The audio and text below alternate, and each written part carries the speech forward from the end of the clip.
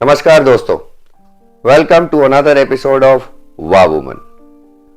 Talent और passion, ये दो ऐसी चीजें हैं जो हमें कुछ ना कुछ करने को मजबूर करती हैं। और कहते हैं कि पैशन का कोई एज लिमिट नहीं होती या टैलेंट की कोई एज लिमिट नहीं होती। सो ऐसे ही एग्जाम्पल के साथ आज हम लाए हैं वाह वुमन का ये एपिसोड, जिसमें आपको हम मिलवाने वाले हैं एक ऐसी महिला से जिन्होंने अपनी उम्र को नहीं देखा लेकिन अपने पैशन को जरूर देखा है। तो और देरी ना करते हुए आइए आपको मिलवाते हैं रमा सेठी जी से। नमस्कार Rama ji, welcome to our show. तो रमा जी, आपसे मेरा पहला सवाल ये है कि आपका अभी तक बैकग्राउंड कहाँ रहा है? लाइक आप कहाँ से बिलोंग करती हैं? क्या आपकी study in terms of education और ये सब? मैं कानपुर यूनिवर्सिटी से पढ़ी हुई हूँ। वहीं से मैंने बीए किया है और वहीं एमजी कॉलेज में इंटर करा था। अच्छा। स्कूल में भी मैं कविताएं मैगजीन वगैरह में छपती थी और जो कार्यक्रम होते थे उनमें पार्टिसिपेट करती थी। तो कहीं ना कहीं आपको, जो आप कह रहे हैं कि बचपन से ही एक लिखने का शौक था, और वो आपने स्कूल में भी कंटिन्यू करा? हाँ, बचपन में मैं जब 1960 10 साल की थी तो मैंने एक छोटी बाल प्रतियोगिता जो आती है, धर्मयुग आता था तब, ओके, उसमें एक कहानी लिखी हुई है, उसका नाम था या भीख। My God. उसके बाद फिर मैंने स्कूल की मैगजीन वगैरह में छपी हैं और मैंने वहाँ पर इनाम मिले। उसके बाद मैंने बीए कर रही थी तो बीए में मैं सुबह टीचिंग करती थी और फिर कॉलेज जाती थी। बीए के बाद बीएड करी। बीएड करके मैं एम्प्लॉयमेंट एक्सचेंज में नौकरी के लिए, टीचिंग के लिए नाम लिखवाने गई थी, क्योंकि मुझे शुरू से ही टीचिंग का और साहित्य से प्रेम था। अच्छा। तो मैं हिंदी में ही कुछ करना चाहती थी और लिखती तो मैं शुरू से ही थी। तो मैंने वहाँ जाकर एम्प्लॉयमेंट एक्सचेंज में नाम लिखाया। तो उन्होंने मुझे बोला कि आप दफ्तर में भी नाम लिखा दो। उससे पहले मैंने Punjab national bank, state bank of Bikaner and Jaipur में 8 दिन नौकरी करी, पर मेरे को अच्छी नहीं लगी, क्योंकि मुझे, आपको कहीं ना कहीं एक वो साहित्य से या पढ़ाई मुझे से थोड़ा लिखने, वहाँ थक जाते थे, लिखने को टाइम नहीं मिलता था। मतलब कहीं ना कहीं आपका जो अंदर से वो पैशन था वो लिखने का था, इसीलिए आपने नौकरी बैंक में ज्यादा कंटिन्यू छोड़ नहीं दी करी। मैंने। बहुत अच्छा। फिर मैं भारतीय खाद्य निगम में लग गई। अच्छा। एमएड कर रही थी। फिर वहाँ हमने बात करी कि भाई हम पहले एमएड पूरा करेंगे फिर ज्वाइन करेंगे। पर उन्होंने बोला आप 1 महीने की छुट्टी लीजिए, एग्जाम दे दीजिए, आपको हम छुट्टी दे देंगे। ठीक है। फिर वो एमएड में थीसिस लिखी, correlation between IQ and leisure time activities. 800 बच्चों का एनालिसिस करा। उसमें मैंने देखा कि बच्चों को correlation between IQ and leisure time activities, Jalota का मैंने टेस्ट लिया और लेजर टाइम एक्टिविटीज का तो अपना बनाना पड़ता है। 800 बच्चों पे एनालिसिस करा। मैंने पाया कि बच्चे अपना जो शौक होता है वो पूरा करते ही करते हैं। मैंने भी अपना शौक रखा जारी। दफ्तर में भी मैं लिखती रही कविताएं, भाग लेती रही और प्रोत्साहन भी लेती रही। लेकिन आपने कहीं ना कहीं अपने पैशन को तो डेफिनेटली आपने अपनी जॉब के साथ भी आपने लिखते रही लेकिन उसको प्लेटफॉर्म ढूंढते रहे। अच्छा। क्योंकि बच्चे समझौता घर से और प्लेटफॉर्म भी ढूंढना, सब काम के साथ साथ किसी काम को तो आपको समय के हिसाब से ही निकालना जब आएगा वक्त, या समझ लीजिए कि आप को समय उस काम में डिवोट पूरा करना ही पड़ेगा। बिल्कुल बिल्कुल। फिर मैं 2010 में रिटायर हो गई। अच्छा। उसके बाद फिर मैं लिखते लिखते मैंने इतनी कविताएं लिख ली कि एक बुक छप सकती थी। लेकिन आपने तब भी नहीं सोचा कि मैं कुछ ऐसा करूंगी या करना चाहती हूँ? फिर मैंने उनको लिख के पढ़ा, उनको ठीक करा। उस ठीक करते करते में मैंने ध्यान दिया कि भाई कविताएं जो हैं हर तरह की लिखी जाए तब बुक छपवाई जाए। बिल्कुल, बहुत बढ़िया। उसमें मेरे को बहुत लोगों ने सहयोग भी दिया। हम्म। और कोरोना पीरियड में तो किसी का आना नहीं, किसी का जाना नहीं था, घर ही में रहना था। लिखते थे, मिटाते थे, लिखते थे, पन्ने फाड़ते थे, इससे बढ़िया तो कोई वक्त ही नहीं था कि वक्त ही नहीं था। लॉकडाउन है, कोरोना है, आपको बाहर वो जाना नहीं पहला है। वो समय तो बीत गया जब आप स्लेट पे लिखते थे, मिटाते थे। बिल्कुल बिल्कुल।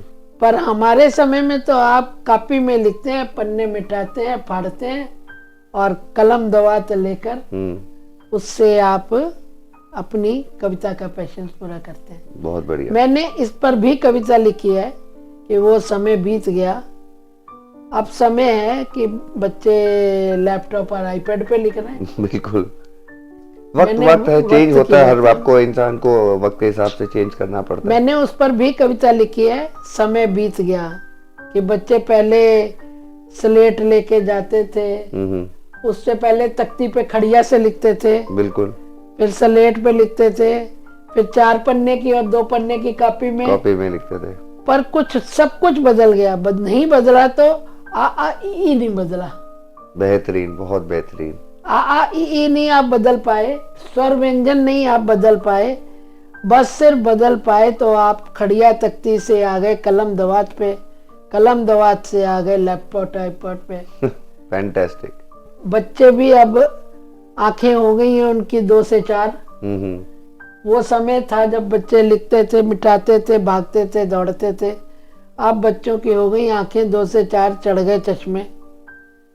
पर वो मेरे विचार में तो वो ज्ञान भी अच्छा था, ये भी ज्ञान अच्छा है। बेहतरीन बेहतरीन। क्योंकि क्योंकि आप यदि इस ज्ञान को नहीं ग्रहण करेंगे तो वो समय से आपको ये समय पीछे छोड़ जाएगा।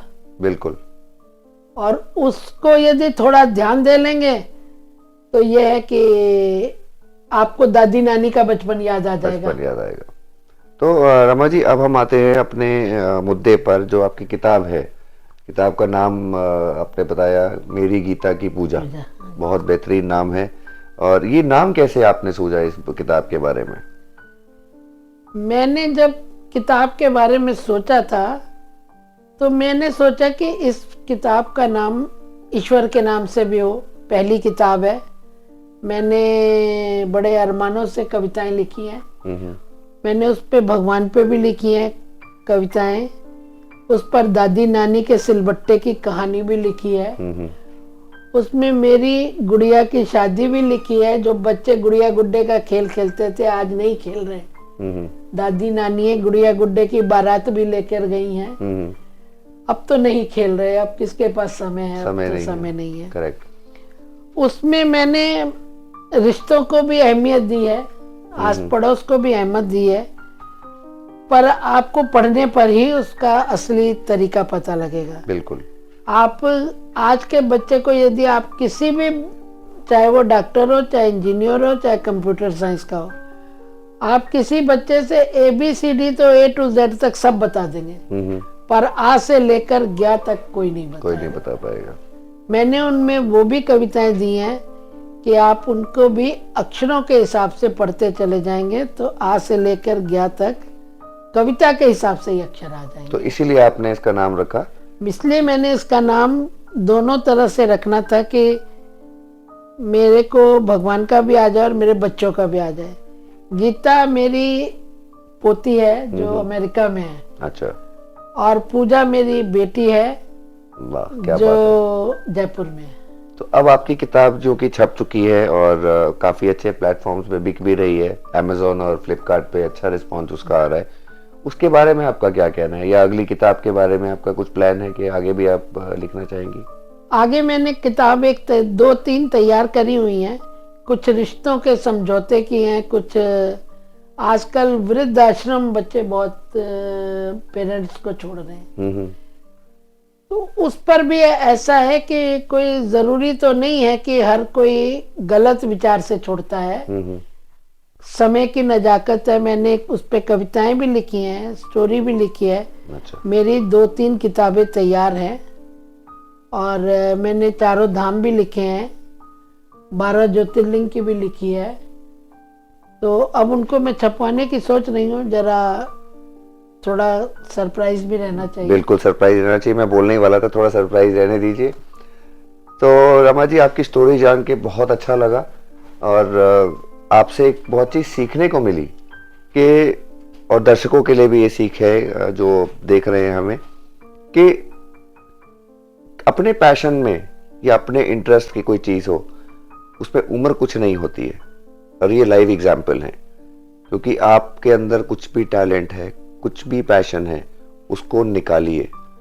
तो रमा जी, आपसे आखिरी में एक सवाल, जो कि इन दर्शकों के लिए, जो दर्शक हमारे देख रहे हैं उनके लिए आपसे एक सवाल है कि आपके पास कुछ ऐसा मैसेज, जिनके अंदर, जैसे आपके अंदर कोई पैशन है, तो जो जिनके अंदर टैलेंट है, कुछ भी हो, चाहे वो आपसे रिलेटेड हो, आपकी फील्ड से रिलेटेड हो, या उनकी अपनी खुद की फील्ड से रिलेटेड हो, उसके बारे में आपके क्या विचार है, क्या मैसेज देना चाहेंगे दर्शकों को कि मैं तो यही कहूंगी कि आपको जो आपकी इच्छा है उसको दबाइए नहीं, उसको किसी न किसी रूप में आप प्रयत्न करते रहिए। कभी तो आपका भी समय आएगा और आपको ऊंचाइयों पर ले जाएगा।